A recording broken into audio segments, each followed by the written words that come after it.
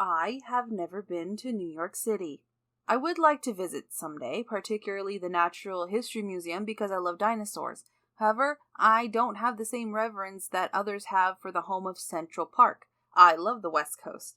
I've been to Los Angeles, which is kind of like New York City, but with better weather, impossibly beautiful waiters, and a sheen of friendliness that may be fake, but it really doesn't matter for the 3 minutes you interact with someone. New York City seems cold and unfriendly, and another city with skyscrapers. Nothing to revere as the pinnacle of American ingenuity. At least not while sourdough was invented in San Francisco, which is my favorite city with an unsustainable cost of living. The Babysitters Club and seemingly Anna Martin disagrees with me. New York City is a treasure. It is a place to be heralded as a new Athens, a new Constantinople, a new Babylon. Many songs have been written about the city, and even whole musicals. And even through all that pop culture, I still think of New York City as a place that seems cool, but is no more special than Los Angeles. Maybe our favorite New York girl, Stacey, will change my mind about the city. Maybe I'll come out of this book review with a fresh admiration for the East Coast. I mostly want to know why everyone seems so grumpy over there. This is Rereading My Childhood, The Babysitters Club, number 18, Stacey's Mistake. Even though Stacey moved back to New York and away from the BSC in number 13, Goodbye, Stacey, Stacey is still babysitting. In fact, she's the resident babysitter for most of her building. The community announces a meeting to discuss Judy, a bad lady, and other people like her, and every parent needs a babysitter on the same night. This meeting is the social event of the year. Come have hors d'oeuvres, talk about a homeless woman with an obvious drug addiction, gentrify the neighborhood, and get her arrested. Stacey comes up with a familiar idea, a day camp with her best friends from Stony Brook. And since the meeting is for only one day, Stacey can treat the BSC to a New York weekend, complete with a party. However, if you read the title of this book, you know it isn't going to be smooth sailing for the rest of the book. In fact, this book falls under the BSC trope of infighting. What are they going to argue about now? Let's find out. The second the BSC arrives, they've established who they're going to be in this book. Dawn will be playing the part of scared person, Kristy will be big mouth, Claudia will be too much luggage, and Marianne will be the tourist, not the movie. The girls are excited to see their long-lost friend, and after they drop off their luggage at Stacey's apartment, the scared person Dawn is thankful that Stacey has a doorman, they go to get lunch. Marianne wants to eat at the Hard Rock Cafe. Dawn asks if it's in a safe neighborhood. Stacey remarks that Dawn used to live in Los Angeles, to which Dawn clarifies that it was outside Anaheim, not Los Angeles proper. I've been to Anaheim. It's not exactly Mayberry, but when the biggest building in the city is the Tower of Terror, now the Guardians of the Galaxy mission break out because Star-Lord is better than Rod Serling for some reason I don't understand. The 100-story skyscrapers of New York that loom over the dark streets are imposing. The girls are impressed when Stacey says to the host, "$5 for lunch, please." I guess girls in the 80s didn't normally go to restaurants by themselves? And I thought Rena was backwards. I remember having lunches with my other 13-year-old friends at Applebee's, and we all asked for separate checks. It's embarrassing, I know. I apologize to every server to whom I've ever said, "Can we get separate checks?" It's a shameful act, and I have no excuse other than that I was 13 and stupid. During lunch, Kristy orders a filet mignon.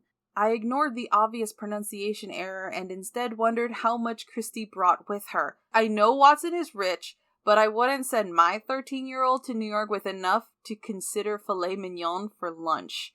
After lunch, Marianne gets everyone to buy t-shirts from the Hard Rock Cafe, even Stacey. Kristy tries to give a homeless person some money, but Stacey tells her to never open her purse on the street because someone could snatch it. That freaks out scared person Dawn. The girls go to Bloomingdale's and Marianne shoplifts some eyeshadow. She thought it was a sample. Sure, Marianne, a sample. I'm kidding. Marianne couldn't shoplift a 5-cent Jolly Rancher from 7-Eleven. Kristy does what I usually do in these stores. Kristy kept exclaiming things like, "Look how expensive this is. In Stony Brook, it would only cost half as much." Or, "Marianne, come here. Look at this. $160 for one pair of shoes." Yeah, that's me. I'm the one screaming, "Who the hell pays full price at Bath & Body Works?" And when they get in the elevator in Stacey's building, Kristy continues her role of big mouth. "Have you ever gotten stuck in the elevator?" Dawn wanted to know. "It took a long time for the doors to open when we came up to your apartment."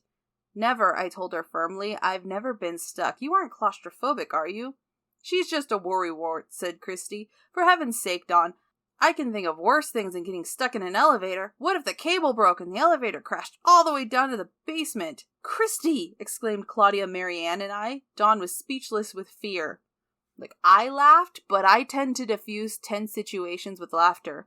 Elevators used to freak me out, but it's not the fear of getting stuck or the cable snapping. They're like security measures in place in case something catastrophic happens. I mostly hate elevators because I hate the feeling of descending. You won't find me on those drop rides. The BSC meet all the parents of the kids they'll be babysitting during the meeting. It's a list of names and parents with various eccentricities. We're never going to see these kids after this book, so I don't think it's necessary to introduce you to each one of them. Let's just say that there's more diversity in this building than there is in the entire history of Stony Brook. Now it's party time. Of course, the first thing the girls do is plan their outfits. Marianne insists that they dress as New York as they can to fit in. "Maybe we should wear a Hard Rock Cafe t-shirt," said Kristy. "They're as New York as you can get." Kristy! I know she's supposed to be saying the wrong things, but Kristy is giving me life in this book. In the end, Claudia wears a black outfit, Dawn wears an oversized sweater dress, and Stacey wears a yellow dress. Kristy ends up in a sweater and jeans. Marianne ends up, well, let's let Stacey tell us. I had chosen a bright, big patterned sweater and a pair of black pants for her. She looked at them, shaken her head, replaced them in her suitcase, and put on this whole other outfit. A roughly white blouse, a long paisley skirt, and these little brown boots. It was very mature and attractive, but, well, Marianne was the only one of my friends who, when dressed up, actually looked like she came from Connecticut. We could tell, though, that the clothes were new, and she really wanted to wear them, so no one said anything to her, despite the grief she'd given us earlier. Does she look like she's from Connecticut, or does she look like she spent the night line dancing at the Achy Breaky Cantina? A paisley skirt is the epitome of New York to Marianne? Who wrote her travel guide, Foghorn Leghorn? The girls continue their party preparation. Claudia goes through Stacey's cool-ass tapes to choose music. Stacey's dad, who doesn't have it going on, buys a bunch of sandwiches, and the girls pour out chips and snacks into bowls. Meanwhile, Lane, Stacey's New York best friend, shows up to help. Claudia and her snipe at each other, a grim portent for the rest of the evening. The guests start to show up. Marianne is apprehensive about New York boys, but gets over that pretty quickly when she shows off her New York knowledge to anyone who will listen, including fun facts about the height of the Empire State Building, and, I can't believe I still had a physical reaction, the Twin Towers. This book was published in 1987, in case you were wondering for no particular reason. Meanwhile, Stacey introduces a boy to Kristy, and they hit it off. They share a love of sports and even dance together. For reasons that I'm assuming are purely conflict-related, Claudia cockblocks Kristy and asks to dance with the boy. By 11, the kids start to leave, indicating that the invitations clearly did not say from 6 to ? Lane was going to spend the night, but after the disaster of a party and Claudia's obvious jealousy, Lane decides to go home, but not before rightfully calling Claudia a jerk. Kristy joins in and says that Claudia is a jerk for butting in between her and the sports boy. Then Dawn calls Marianne a jerk because Dawn heard Marianne make fun of Dawn's belief that there are actual alligators in the sewers. Marianne cries and everyone's a jerk. Then they go sleep in separate rooms.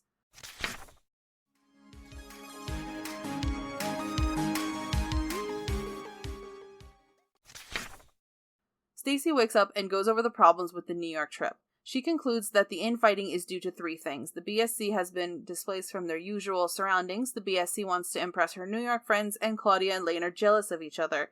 Stacey is thankful that none of these problems are with her, so she thinks she can fix this. But first, they have a bunch of New York kids to take care of. They emulate how they dealt with the kids during their previous venture into daycare by listing each kid. Kristy says that they should make name tags since that was useful last time, and Stacey immediately shuts that idea down. They don't want strangers to know the kids' names. This freaks Dawn out a little. The kids start to arrive at exactly 11:35, a detail I didn't need. Also, that turned out it rhymed. And I didn't know that till I said it out loud. Stacey takes charge, a stark difference from Stony Brook, where Kristy would usually take the lead. However, Stacey is the only one who knows the kids and how to get around to the various activities they have planned. Surprisingly, Kristy doesn't make a fuss, even if she may have been perturbed. They put the kids into 2 identical rows a la Madeline and marched to the American Museum of Natural History. The dinosaurs excite the kids, a feeling I am well accustomed to. Ask my sister about the time we went to the Smithsonian's Natural History Museum, or ask my partner about the time his company party was in a museum that featured Sue the T-Rex. Everything seems fine, but something has to happen. When they reach the giant hanging blue whale, the BSC does a headcount and discovers they're missing a kid. Marianne finds the kid with the Brontosaurus. After a lunch at the Food Express, the museum restaurant, it's time for Central Park. After winding through the city, they reach a huge park pond, and Dawn expresses relief. "Did you think we were going to get mugged back there or something?" I said. "Well, you always hear stories about people getting mugged in Central Park," she said with a little shiver. "And not just at night," she was quick to add when she saw me open my mouth. "Plus, homeless people live in the park, don't they?" "So?" I replied. "Just because they're homeless doesn't mean they're going to hurt you." "Yeah, Dawn, you're supposed to be the progressive one." Also, if Law & Order Special Victims Unit has taught me anything, it's that you're more likely to run into a dead body than get mugged. The kids experience the Delacorte clock, some musical animals, and finally the children's zoo. Dawn helps with a potential barfing situation, and the rest of the BSC relaxes. They even let the kids walk ahead of them, and the BSC links arms like they're in an early 2000s teen movie, and it seems the girls are a unit once again. Well, on the way back to the apartment, the kids sing to their babysitters. The BSC finds this endearing, but the thought of 14 kids singing for their jolly good sitters is a recurring nightmare for me. When the parents come back from their gentrification meeting, they announce that they're going to start a soup kitchen. Unless that soup kitchen gives out cash, job training, and access to mental and physical health care, I don't know if that's the most effective way to help, but I'm sure the rich people will feel better about themselves. Later that night, Lane calls and she has a surprise. "Well, guess what? You won't believe this," she paused dramatically. "I'm not sure whether to tell you about this, but, well, my dad got free tickets. House seats, excellent ones, to Starlight Express. They're for tonight. He and Mom don't want to go, but would you and your friends like to go to the play? He could get 6 seats altogether, and he'd order us the limo. I don't know about Claudia, but I feel awful about last night, and I'd like to start over." Since the BSC is finished fighting, they enthusiastically attend the play. And who wouldn't want to watch a musical about anthropomorphic trains and roller skates from the same Andrew Lloyd Webber era as Cats? It's race time! What time is it? It's race time! What time is it? It's race time! It's race time, folks! So get down, and we'll pound the sound till your feet are stomping and your eyeballs twirl around. It's time for speed, it's time for sparks, it's time for shots, it's time to win. Time for hip-hop to soon begin to fill your ears, so here we go. I got rocks in my box and rhymes in my head. Lane and Claudia get along. Marianne is in her version of heaven. Dawn is able to tell Lane about California. Kristy is happy to watch TV in a limo, which, admittedly, is the first thing I did when I got into a limo for my senior prom night. The one and only time I've ever been in a limo. It was fine. It was a long car. After the play, the BSC is able to really catch up and have the sleepover they wanted. They recap events like Jeff moving back to California and the pageant.